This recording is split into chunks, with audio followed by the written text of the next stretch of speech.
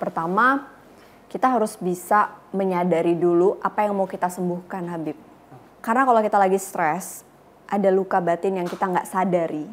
Karena sifatnya kalau kita lagi terluka itu level gelombang otak yang bekerja unconscious, Habib. Memang orang kalau lagi kecewa dia nggak sadar dia kecewa.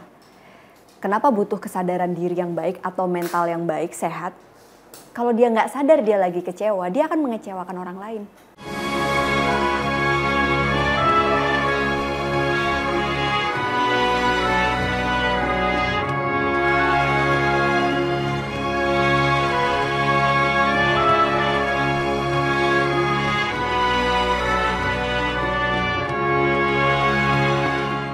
Assalamualaikum warahmatullahi wabarakatuh. Kembali lagi di Cahaya untuk Indonesia. Kita kali ini akan bahas sesuatu yang dekat sekali dengan kita semua, khususnya anak muda, apalagi di akhir tahun seperti ini. Nah, banyak sekali tuh orang-orang yang udah populer dengan self-healing. Nah, kita pengen tahu nih, sebenarnya self-healing itu apa dan bagaimana cara penerapannya dan lain sebagainya. Tentu tidak dengan saya, tapi dengan orang yang memang sudah pakar di bidang hal ini, yaitu Mbak Analisa. Halo Habib, Assalamualaikum. Halo, waalaikumsalam. Apa kabar Mbak Analisa? Baik, alhamdulillah. Baik. Senang banget bisa ketemu lagi di Cahaya untuk Indonesia. Kalian kalau ingat, aku pernah ngobrol-ngobrol sama Mbak Analisa di Cahaya untuk Indonesia pas Ramadan tahun kemarin. Iya. Itu kita ngobrolin tentang dasar-dasar psikologi dan agama. Jadi kalian bisa nonton itu nanti juga. Di Jogja ya tuh, Bib? Di Jogja tuh. Kita lagi jalan-jalan ke Jogja tuh. Ini gantian loh aku nyamperin Habib ke Jakarta. Nah, sekarang Mbak Analisa yang ke Jakarta. Nah, ini Mbak Analisa. Yes. Banyak orang tuh yang aku mau ke Jogja nih, aku mau ke Bali nih, jalan-jalan, atau aku mau main game ini itu sebagai bentuk self-healing. Main game tetap ya? Main game. Nah, nonton. Ya. Kemudian pergi ke luar negeri bahkan untuk self-healing. Yes. Nah, pertanyaan aku, apakah benar tuh itu cara self-healing? Karena saya agak inferior ya kalau begitu, Pak. 2 tahun kita nggak bisa self-healing ya dong? Nggak bisa kemana-mana. Dan kalaupun bisa, bagi orang yang tepat di garis kemiskinan agak susah kalau self-healingnya begitu ya. Iya, padahal pandemi ini banyak bikin kita jadi tambah miskin juga ya. Betul, kalau harus ke Bali, harus nonton bahkan self-healing kan tidak semua orang memiliki kemampuan dan privilege itu. Iya, betul. Benar nggak self-healing itu identik dengan hal itu, Pak? Iya, aku setuju banget nih Habib dengan stigma yang beredar bahwa self-healing itu identik dengan traveling, shopping, dan lain sebagainya. Kalau gitu berarti kita harus mengorbankan ini dulu dong, banyak hal termasuk finansial dan juga mental. Karena kan pandemi belum selesai nih Habib, jadi itu nggak bisa kita lakukan. Ini yang agak keliru. Aku kasih analogi ya Habib. Misalnya Habib punya anak atau punya adik, sayang banget nih sama mereka. Satu ketika mereka bilang, Habib saya nggak mau sekolah, saya lagi berantem sama teman. Kira-kira kalau Habib sayang sama adik, apakah Habib akan bilang, oke dek, nggak apa-apa kamu nggak sekolah, kamu liburan kemana? Habib bakalan gitu nggak? Enggak sih. Ya kan? Enggak. Itu karena kita sayang sama orang ini kan? Iya, justru karena sayang. Nah, ini tuh sama pemahaman tentang self-love, self-compassion, self-healing. Kalau kita melakukan itu kepada orang yang saat itu sedang terpuruk dan kita membiarkan dia untuk bersenang-senang karena dia terpuruk, kadang-kadang kalau itu kita terapkan ke diri kita, itu jatuhnya bukan self-healing tapi selfish, Habib. Iya. Iya nggak? Lagi pandemi, aku pengen self-healing, traveling, jatuhnya pandemi belum selesai dan itu bikin banyak hal terjadi. Betul. Atau mungkin kalau traveling untuk kerja, oke lah ya Habib ya, tapi kalau terus kita jadi waktu lagi naik, kita ya gitu deh, padahal situasi finansial nggak memungkinkan. Makanya kalau aku lihat di sini, self-healing ini sebenarnya pemahaman tentang, kalau di psikologi ya, proses di mana kita itu bisa menemukan kedamaian batin kita, bagaimana kita bisa berkomunikasi dengan diri kita, menyembuhkan luka batin kita, seperti tadi adiknya Habib yang lagi terluka gitu ya, karena dia punya masalah sama temennya, pasti kita akan nggak akan membiarkan dan kita akan bilang, ayo dek, temukan lagi dong makna hidup kamu, ayo sekolah biar kamu semangat. Kalau kita cinta sama dia gitu ya. Nah harusnya itu yang kita lakukan sama diri sendiri. Jadi self healing yang selama ini dianggap sebagai kegiatan traveling, shopping dan lain-lain itu adalah salah satu pengalihan diri kita yang sedang tidak baik-baik saja, tapi sifatnya hanya sementara. Karena inti dari healing itu adalah kita bisa menyembuhkan luka batin. Dan kalau di psikologi dengan cara apa? Berdiam diri, masuk ke dalam diri, terkoneksi dan menemukan lagi kenapa saya harus move on dari masalah ini. Kenapa saya harus bisa bangkit, kenapa saya harus bisa memaafkan luka batin saya. Itu sebenarnya self healingnya sesungguhnya, Habib.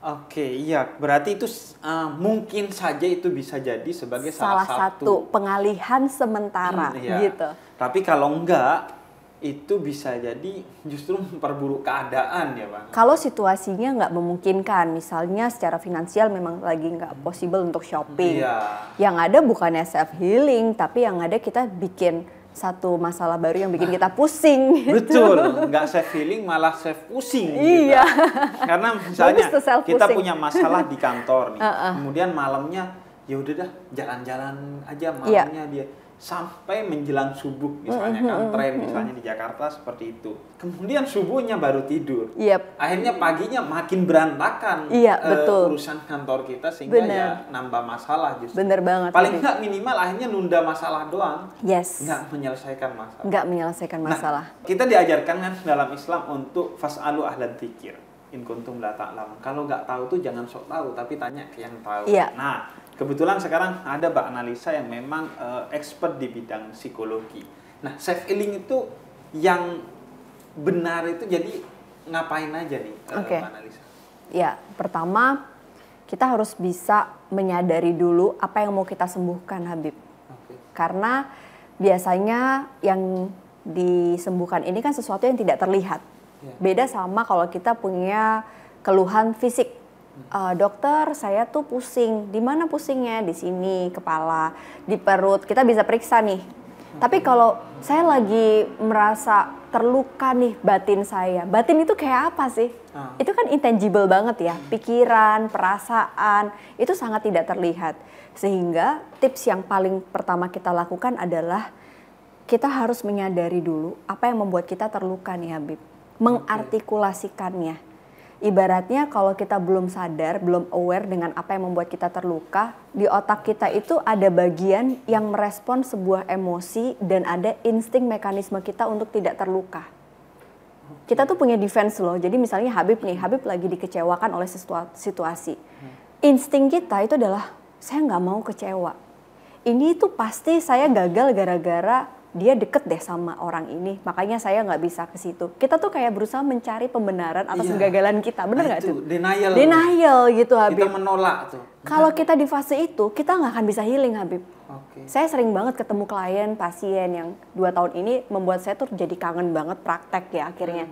Baik di rumah sakit maupun secara virtual online di tempat praktek saya ngelihat banyak orang di pandemi ini yang denial.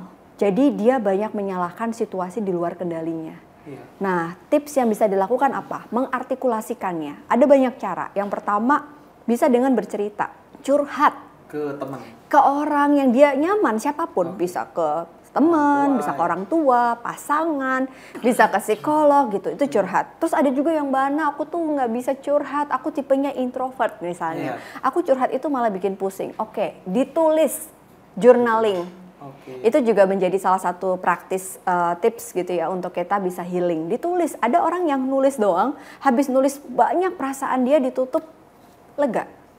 Itu ada klien yang tipe kalian gitu. Oke, aku nggak suka nulis Mbak, ribet.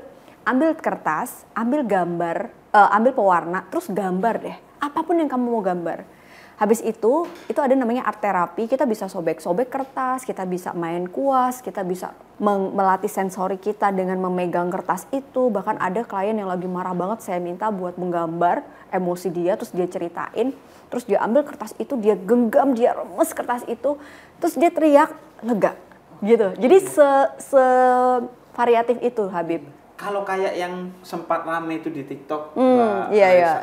yang ngancur-ngancurin barang, betul. Itu gimana kalau secara psikologi? Nah, kalau di beberapa negara maju tuh ada tempat yang khusus ya gitu. Khusus buat buat itu gitu. Di negara aku suka lihat film sih Habib, belum pernah juga ke sana. Amin ya, semoga gitu. Aku sering lihat ada film tuh kayak emang ada di Amerika tuh kayak kita bisa masuk ke dalam studio yang kita tuh bisa bawa kita bayar untuk mecahin barang-barang di sekitar. Nah, kalau memang tempatnya pas ya nggak apa-apa ya. Itu bisa jadi healing. Nah, kalau rumahnya orang tua kita yang ada itu jadi bikin pusing gitu kan. Yang awalnya yang butuh self healing kita doang, lama-lama orang tua kita juga butuh self healing gitu ya. Apalagi kalau itu masih nyicil kan pusing gitu. Nah, artinya kita perlu melihat gitu konteks yang mau kita lakukan apa. Ada juga yang direkam Habib suaranya. Ada yang dengan berzikir. Ada yang dengan meditate, dia kasih musik terus dia ambil nafas panjang. Nah, ini teknik ini yang cukup sering aku lakukan nih Habib. Karena kalau kita lagi stres, ada luka batin yang kita nggak sadari. Karena sifatnya kalau kita lagi terluka itu level gelombang otak yang bekerja unconscious Habib. Memang orang kalau lagi kecewa dia nggak sadar dia kecewa. Kenapa butuh kesadaran diri yang baik atau mental yang baik, sehat? Kalau dia nggak sadar dia lagi kecewa, dia akan mengecewakan orang lain. Kita nggak sadar lagi stres, interaksi kita bikin orang lain stres kalau deket-deket sama kita. Bener, iya itu. Habib itu sering ketemu nggak? Sering tuh di tongkrongan tuh ya kan? orang yang tiba-tiba ngamuk-ngamuk aja. Iya. Tiba-tiba ngamuk-ngamuk tentang satu masalah. Pas kita konfirmasi, ini dia nih ngamuknya nggak masuk akal. Betul. Argumennya lemah dan sangat emosional. Pas kita tanya, iya, gue lagi ada masalah soalnya sama istri gue gitu. Nah, tapi ngamuk-ngamuknya tentang orang lain, kayak politik gitu. Betul. Ini. Nah itu dalam konteks dia masih denial dan dia merepress, kalau di psikologi itu mengabaikan masalah dia gitu Habib. Nah jadi self healing itu salah satunya adalah dengan mengartikulasikan, menceritakan. Dan kenapa sih kita mengatur nafas kita? Karena dengan mengatur nafas itu kita lagi kasih sinyal ke organ tubuh kita yaitu jantung. Dimana kalau kita lagi stres, dia tuh kasih sinyal loh otak itu kepada organ tubuh kita jantung. Dia mengatur nervous system tubuh, yaitu dengan mengatur regulasi oksigen dalam suplai tubuh kita. Kalau oksigennya berkurang, misalnya nih Habib kalau lagi stres, biasanya keluhannya dada sesak. Iya, sesak nafas. Nggak kerasa ketemu orang stres tuh datang-datang udah gitu. Terus atau mungkin dia jadi gampang kayak ketusuk-tusuk dadanya. Diperiksa ke lab, baik-baik aja gitu. Jadi salah satunya adalah dengan ambil nafas panjang lewat hidung. Waktu ambil nafas, mulutnya ditutup. Hembuskannya lewat bibir, dibuka pelan-pelan. Ibaratnya kalau ibu-ibu melahirin, ayo ibu ambil nafas gitu ya. Itu sebenarnya kita lagi mengatur suplai oksigen. Karena pada saat oksigen kita tuh bagus suplainya, hormon dopamin, endorfin yang bikin kita happy. Disitulah healingnya. Gitu. Jadi intinya menyadari dulu, jangan denial kepada masalah. Betul. Dan kemudian ambil kontrol atas diri ya. Iya, bener banget. Nah, kalau udah pada fase itu, kita akan diminta accepting. Menerima itu tuh pada tahap yang belum selesai, Habib. Kita diminta mengikhlaskan sesuatu yang kita nggak bisa kendalikan. Kalau saya pengen nanya, Habib, di dalam Islam sendiri, konsep ikhlas itu seperti apa sih, Habib? Ya, ikhlas itu artinya sebenarnya upaya untuk memurnikan sesuatu agar diserahkan kepada Allah. Nah, orang yang salah seolah-olah ikhlas itu harus sudah puncak menyerahkan kepada Allah. Padahal tidak, ikhlas itu upayanya. Yes, jadi beda ya, bukan pasrah, tapi kita berserah. Betul. Karena berserah bukan ini, menyerah, tapi berserah. Berserah ini ada ikhtiarnya kan Habib? Ada ikhtiarnya. That's why saya selalu bilang, kalau saya bilang sabar ya, ikhlas ya, itu bukan berarti stop sampai situ. Healing berikutnya adalah meningkatkan level kesadaran pada saat kamu menerima, mengikhlaskan sesuatu, terus mau ngapain? What's next? Moving forward gitu. Ngapain berikutnya? Nah itu yang saya rasa juga bagian dari healing. Kayak tadi adiknya Habib yang gak mau sekolah, salah satu healingnya adalah dia harus menemukan lagi semangatnya. Sekolah itu bagian dari healing dia sebenarnya. Iya. Nah ini mengingatkan aku ke apa yang diajarkan Nabi gitu. Kalau Nabi memang kayak ikhlas, tawakal, itu adalah aspek afektifnya. Sabar, betul. Itu afektifnya. Jadi dengan sabar. Tapi kan afektif itu kan sudah tindakan. Nah dia butuh tadi yang disampaikan oleh Mbak Analisa. Kesadarannya dulu. Betul. Secara kognitif. Bener. Nah kalau di Islam itu kesadarannya misalnya tentang takdir. Bahwa takdir itu ya tidak sepenuhnya ada di tangan kita. Tapi ada di tangan Tuhan. Dan pemahaman untuk husnudzon kepada semua keputusan Tuhan. Karena apa yang ditentukan oleh Tuhan pasti yang terbaik.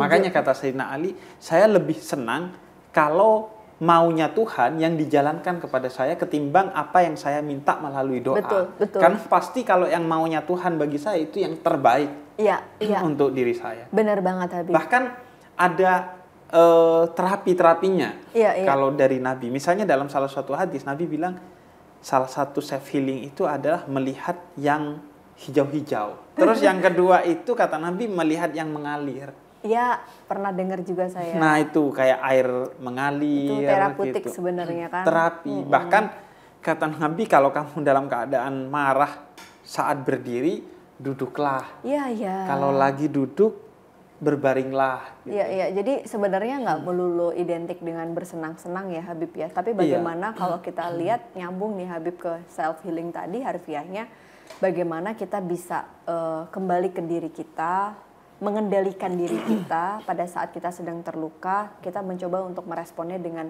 penuh kesadaran yang baik. Itu sebenarnya self healing. Itu ya.